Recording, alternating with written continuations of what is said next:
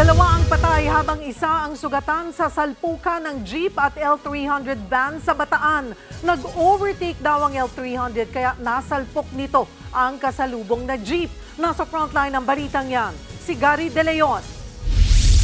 Tila napiping parang lata ang harapang bahagi ng jeep na ito, habang basag-basag naman ang windshield ng L300 van na ito.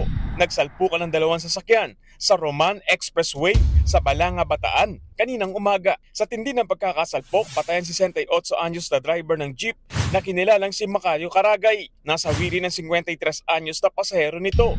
Base sa investigasyon, nag-overtake ang L300 van kaya nasalpok nito ang kasalubong na jeep. Naipit ang driver ng jeep kaya nahirapan ng mga rescuer na alisin ito agad. Sugatan din ang driver ng van na nagpapagaling na ngayon sa ospital. Nahaharap siya sa kasong reckless imprudence resulting to 2 counts of homicide at damage to property. Nagbabalita mula sa frontline, Gary De Leon, News 5. Mga kapatid, Cheryl Cosim po, huwag maging huli at maging una sa lahat sa balitaan. Para sa tuloy-tuloy na talakayan sa Frontline, mag-follow at mag-subscribe sa social media pages ng News 5.